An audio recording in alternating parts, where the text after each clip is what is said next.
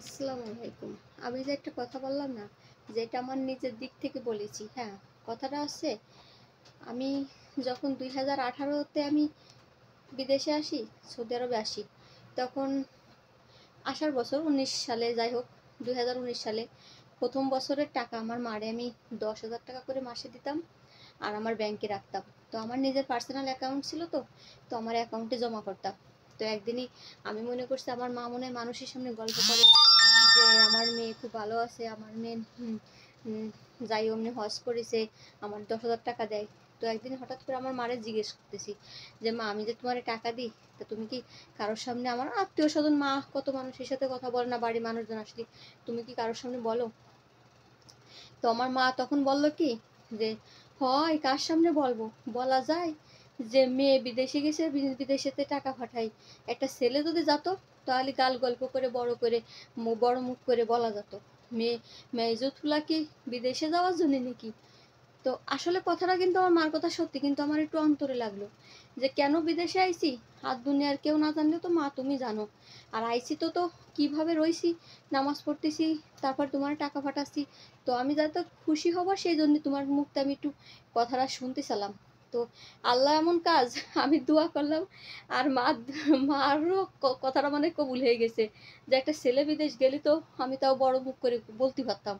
এখন আসবে আমার ছোট ভাই, আমার আপন ছোট ভাই বিদেশে আইছে সৌদি আরবে। আমি কথাগুলো সংক্ষেপে বলতেছি, কেন কথাগুলো বলতেছি শোনেন। তো আমার ছোট ভাই প্রায় 2 বছর আইছে। তো আমার মারে 500 টাকাও দেয় না। এখন আমার মা বলতেছে কি, ওরে আমার আল্লাহ, আমার সুয়াল এত টাকা বেতন পাই। আমার ভাই, ছোট ভাই গাড়ির ড্রাইভার, ওর 1800 রিয়াল বেতন, আলহামদুলিল্লাহ। কয় কি এত টাকা বেতন পাই, আমার 500 টাকা ওষুধ খেতেও দেয় না। এই যে রোজার গেল, রোজার ভিতরেও দিল না, আবার এই যে ঈদের সময়ও দিল না। এইগুলো বলতেছে, এবার আমার সামনে বলতেছে। পরে আমি বলতেছি কেন মা, টাকা লাগবে কেন? টাকা তো দরকার নাই। গাল গল্প করে বেড়াও মানুষের সামনে যে আমার একটা ছেলে বিদেশ গেছে, একটা ছেলে বিদেশ গেছে।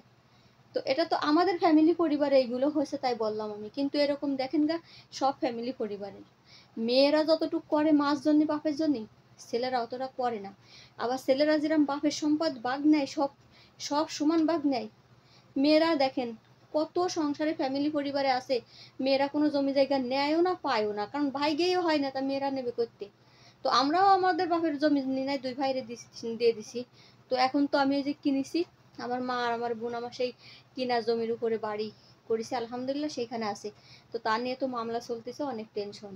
তো এই জন্য আমি কদিন ধরে ভিডিও বানাই না, অনেক মানসিকভাবে টেনশনে আছি। তো তাই সবাই দোয়া করবেন, ভালো থাকবেন।